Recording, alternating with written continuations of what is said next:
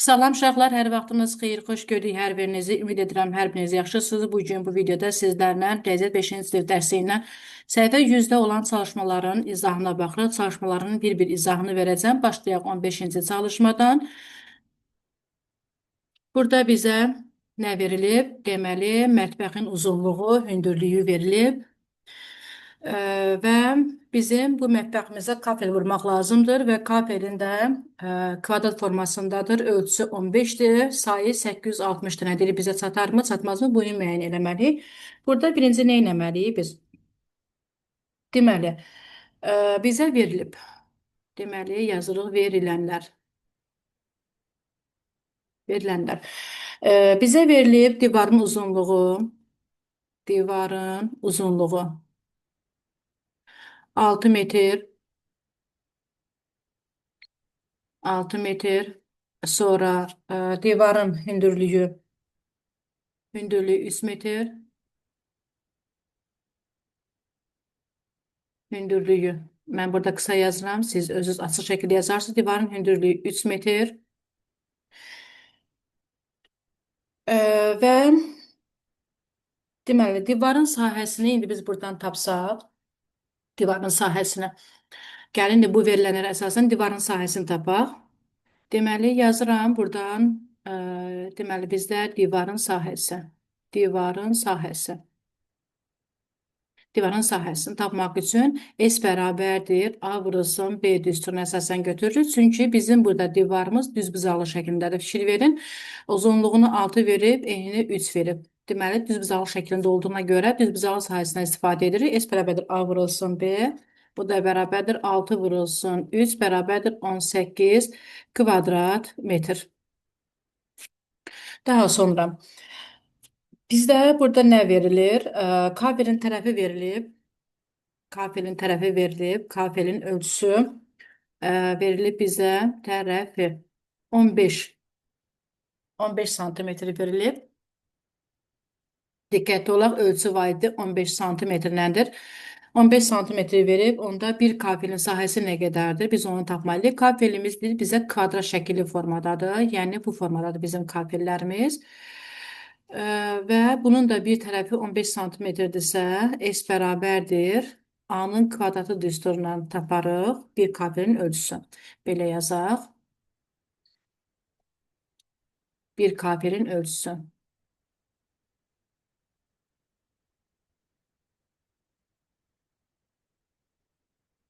Bir kafelin ölçüsü nə qədərdir? S bərabərdir. A-nın kvadratı düsturuna istifadə edirik. Bu 2-dir. Bu da bərabərdir 15-in üstündə 2, yəni 15-in kvadratı. Bu da bizə verir 225 kvadrat santimetr. Bunları almış olduq və eyni zamanda bizə verilənlərdir. Burada qeyd elədik. Bizə kafel sayımız da verib nə qədər? Kafel sayı 860-dır. 860 verir. Yaxşı. İndi gəlin buradan bizdə kafelin ümumi sahəsini nə qədərdir onu tapaq. Yəni bizdə bir sahəsini tapdıq 220-dir. Bəs ümumi kafellərin sahəsi nə qədərdir? Yəni bizim kafelimiz 860 dənə olarsa, ümumi kafelimizin sahəsi nə qədər olar onu tapmalıyıq. Deməli, bunu burada qeyd edirik bu formadakı ümumi kafelin sahəsi. Ümumi kafelin sahəsi. 2 nöqtə. Ümumi kafelin sahəsi tapmaq üçün bizdə sayımız 860 idi. 860-ı vurmalıyıq 225-ə. 225-ə. Buradan da alırıq ki, 193.500 kvadrat santimetr etmiş olacaq. 193.500 kvadrat santimetr etmiş olur. Sonra divarın sahəsi isə bizdə 18 idi. 18 kvadrat metr idi. 18 kvadrat metri də biz kafellə eyni ölçü vahidinə gətirməliyik. Divarın sahəsi. Bu da eləyəcək bizə nə? Divarın sahəsi. Deməli, 18 kvadrat metr bərabərdir santimetrə çevirəndə metrlə santimetr arasında bizə 2 addım məsafə var və onun kvadratlı olduğuna görə 18-i vurmalıyam. Mən 2 dəfə onun üstü 2-yə. Yəni onun kvadratına vurmalıyam və burada da yəni 18-i vurmalıyıq 10 minə. Buradan da alırıq 180 min. Düzdürmü? 180 min. Bəli. 180 min kvadrat santimetr almış olduq. İndi sizcə 193.500 böyüdü yoxsa 180 min böyüdü? Əlbəttə ki 193.500 böyüdü. Demək ki 193.500-dən mən 180 mini çıxsam, 180 mini çıxsam, mənim nə qədər artıq kafelim var onu tapmış olaram. Buradan da 193.500-dən də 180 mini çıxsam, alıram buradan. Deməli, 193.500-dən çıxıram 180 mini. Aha, buradan 500-ümüz gəlir.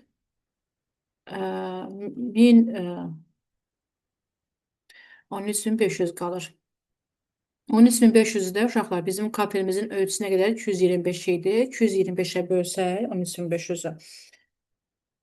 Bizim yerdə nə qədər artıq kapelimiz qalır, onu tapmış olarıq. Deməli, yazıram 13.500 bölünsün 225, bu da alıram ki 60 kapel. Artıq qalmış oldu. 60 kapel artıq qalmış olur. Deməli, cavabımız bu olur ki, kafel çatar və 60 kafel də artıq qalmış olar. Bu da bizim 15-ci məsələmizin həlli. Ümid edirəm ki, sual sizə aydın oldu.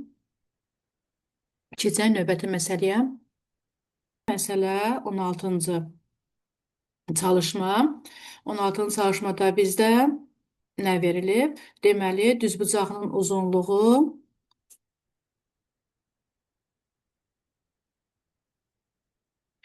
düzbucağının uzunluğu deyir 50 sm, eni isə uzunluğunun 60%-nə bərabərdir. A variantında düzbucaqlının perimetrini və sahəsini tapın. B variantında düzbucaqlının enini 20% artırıb uzunluğunu 20% azalsa perimetri və sahəsi nə qədər olar? Rahat məsələdir. Uşaqlar sadə bir məsələdir burada. Bizə bir düzbucaqlıdır. Gəlin düzbucaqlı çəkin və şəkil üzərində sizə daha rahat olsun. Deməli, bunun uzunluğunu bizə verib 50 sm. Burada qeyd edirəm 50 sm. Deyir ki, eni isə uzunluğun 60%-ə bərabərdir. Yəni, düzbucaqlımızın eni uzunluğunun, yəni 50-nin 60%-nə bərabərdir. Ədədin faizini uşaqlar necə tapırdıq? Həmin qaydadan istifadə edərək burada enini tapmalıyıq. Deməli, yazırıq düzbucaqlının eni bərabərdir. Deməli, 50 vurulsun 60 bölünsün 100-ə. Yəni, ədədin faizi taparkən ədədi faiz göstərən ədədə vurub 100-ə bölməlidir. Burada da alırıq ki, hər iki, əksinə onlarla 100 ixtisar gedir. 5 vurulsun 6, alırıq ki, 30 santimetrə bərabər olur. Deməli, düzbucağımızın eni də 30 santimetrdir. Burada qeyd elədim. A variantda bizə nə deyir? Deyir ki, düzbucaqlının perimetrini və sahəsini tapın. P bərabərdir sual, S bərabərdir sual. Yaxşı, düzbucaqlının perimetrini uşaqlar biz hansı düsturla tapırdıq? P bərabərdir 2 vurulsun, A üstə gəlinsin, perimetrdə demişik ki, cəmlidir və 4 tərəfin cəmli bərabər deməkdir. Bizdə də burada A və B-lərimiz 30 və 80-dir. Üzr istəyirəm, 30 və 50-dir. Bunları da cəmləsək 80 alırıq və alırıq buradan 2 vurulsun 80, bu da bərabərdir 160 santimetrə. Daha sonra sahəsini bizdən istəyir. S də bərabərdir. Düzbucağın sahəsində A vurulsun B düztün əsasən tapırıq və S bərabərdir. A-nın yerində 30, B-nin də yerində 50 olarsa, buradan alırıq 1500 kvadrat santimetr.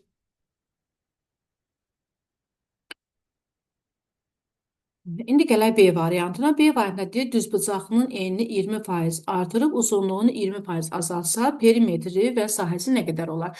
İndi mən buraları təmizləyirəm. Bizə düzbucağımızın eni 30, uzunluğu 50-dir. İndi bizə deyir ki, onun ölçülərini dəyişin. Yəni, yeni ölçüdə bir düzbucaqlı alacaq. Gəlin burada mən ikinci bir düzbucaqlı çəkirəm sizlərə. Belə bir formada bir düzbucaqlı çəkir və bizə deyir ki, bu düzbucaqlının Enini 20% artır. Enini 20% artır. Uzunluğunu da 20% azalt. İndi baxaq burada necə bir fiqur alırıq. Ədədin faizin tapılmasına istifadə edəcəyik. Azalt deyirsə və yaxud da artır deyirsə, burada çıxıb toplama əməli aparmalıyıq. Deməli, birinci enini tapaq. Eni bərabərdir. Eni 30 idi. 30-u vururam 20-yə, bölürəm 100-ə. Alıram ki, burada 6 santimetr artmış olur. Deməli, 30-un da üzərinə 6 gəlsəm, alıram ki, düzbucaqlının yeni eni 36 santimetr olmuş oldu. Bura qeyd edirəm 36. Daha sonra uzunluğu isə uzunluq.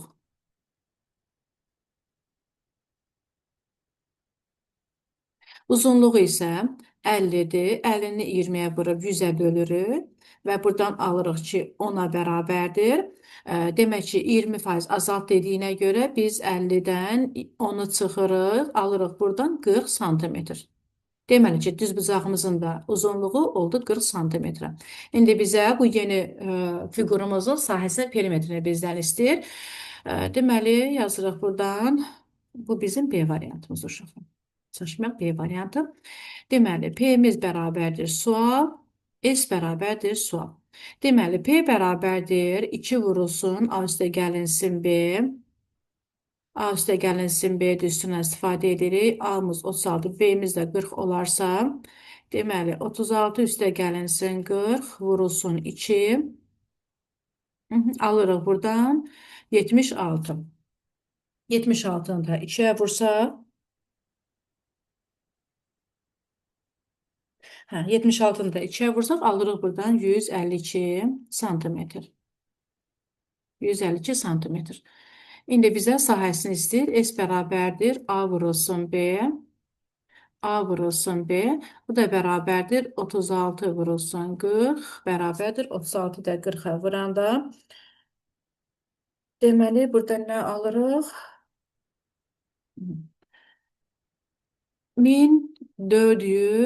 1440. 1440 kvadrat santimetr almış oluruq. 1440 kvadrat santimetr almış olduq.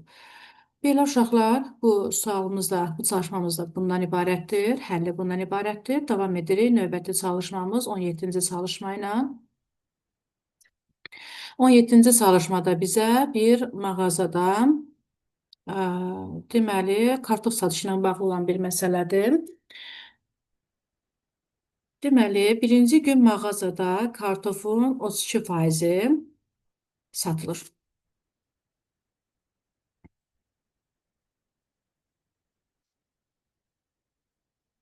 Birinci gün mağazada kartofun 32%, ikinci gün isə qalan 204 kiloqramı satıldı. 2 gün ərzində cəmi neçə kartof satıldı? Deməli, birinci biz burada nə edirik? Birinci gün bizim nə qədər kartofumuz satıb onu tapmalıyıq. Birinci gün. 2 nöqtə qoyuruq.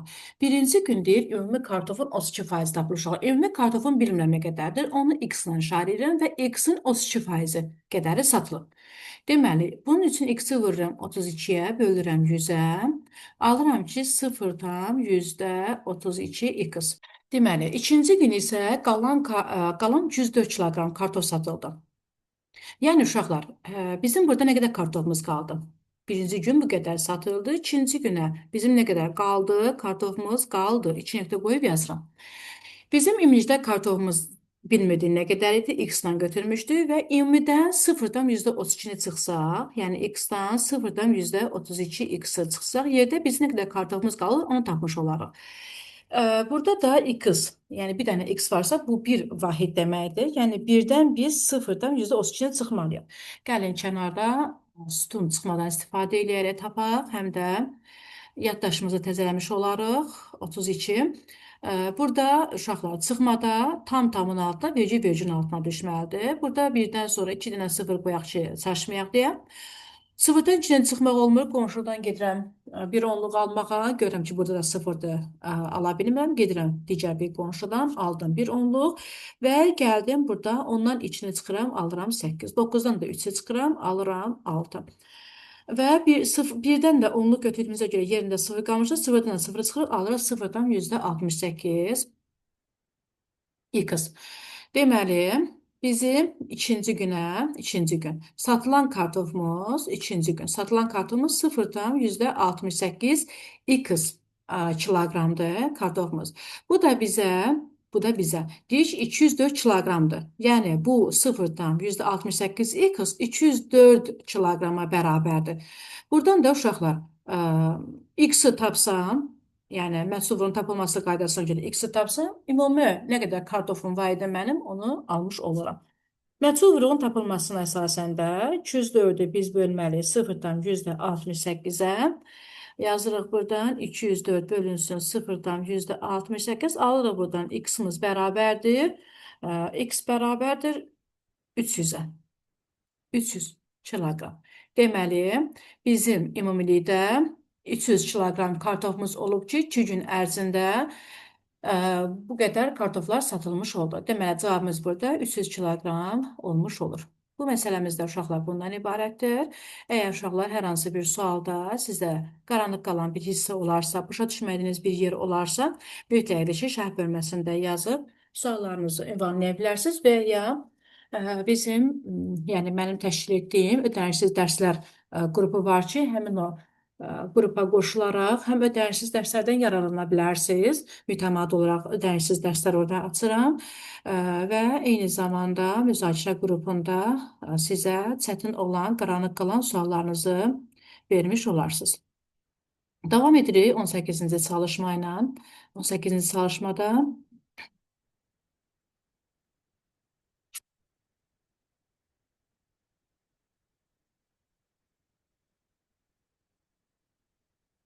bizdə deməli deyilir ki, birinci gün 89 kiloqram, ikinci gün 112 kiloqram, üçüncü gün 90 kiloqram düyü satıldı. Mağazada büyük günə orta hesabla neçə kiloqram düyü satıldı.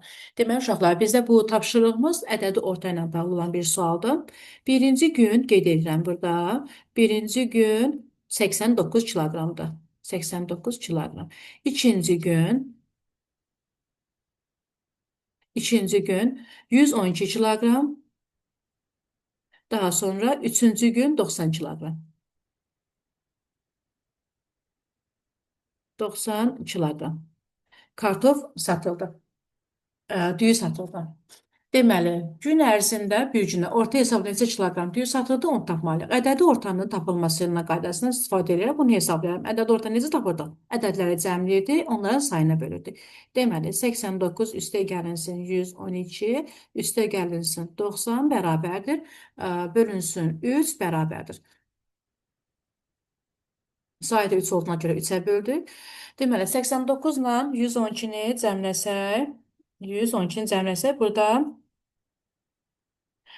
102 alırıq, 101 alırıq. 101-in də üzərinə 90 gəldikdə alırıq burada 291. 291 deməli 291 bizim sürətimizdə alınır, məxrəcimizdə 3 olduğu kimi qalır. 291 də 3-ə böldükdə alırıq buradan 97. 97 kiloqram. Deməli cavabımız olur 97 kiloqram. Davam edək növbəti çalışma 19-cu çalışma ilə. Burada tənişlərdir, rahat bir sualdır. İnanıram ki, hər biriniz öhdəsindən gəlmisiniz. Deməli, burada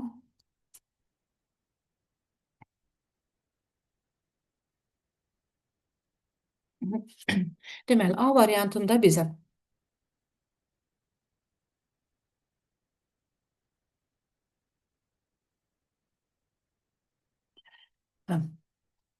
A variantında 7 vurulsun 3x üstə gəlsin bərabər 90. Uşaqlar, burada iki yolla həll edə bilərik. Biri mötərizə açmaqla, yəni 7-ni mötərizənin seçə hər bir həddə vurmağın daha sonra məhsul toplanın tapılması qaydasına əsasını hesablaya bilərik. Və yaxud da bu mötərizənin içərisində ən rahat yolu uşaqlar budur ki, bu mötərizənin içərisinə ümumiyyətlə bu tipli tənlikləri bu şəkildə eləməyi məsləhət görürəm ki, vaxtda da qənaət etmiş olarsınız. Mötərizənin içərisinə bir dənə məhsul vuruq kimi baxıram və yazıram ki, 7 məhsul vuruğunun tapılması qaydasına əsasən 3x üstə gəlinsin 4 bərabərdir 91 bölünsün 7. 91-i 7-yə böləndə Alırıq ki, buradan 3x üstə gəlinsin 4. Deməli, 91-i böldük 7-yə aldıq 13. Bərabər edirik bunu 13-ə. İndi burada məhsul toplarının tapılması qaydasına görə 3x bərabərdir 13 çıxılsın 4. Alırıq buradan 3x bərabərdir 9. Məhsul vurğunun tapılmasına görə 9-u bölərəm 3-ə. Alaram ki, buradan x-ım bərabərdir 3-ə.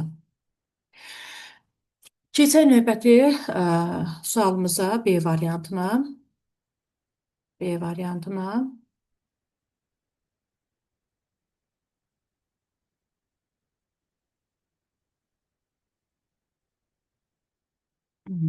Deməli, B variantında yenə burada mötərizənin içərisində mən məhsul bir x kimi yanaşıram. Bir məhsul bir ədəd kimi baxıram buna. Bir x-la özünü də işarə edirəm. Məhsul bölünənin tapılması qaydasına əsasən 3x çıxılsın 7 bərabərdir 11 vurulsun 4 şəklində yazdım. 3x çıxılsın 7 bərabərdir 44 almış oldum.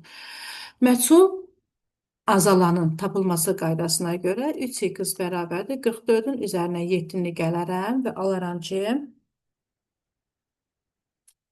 3x bərabərdir 51-ə. 51-ə. Buradan da məhsul vurğunun tapılması qaydasına görə 51-i bölərəm 3-ə.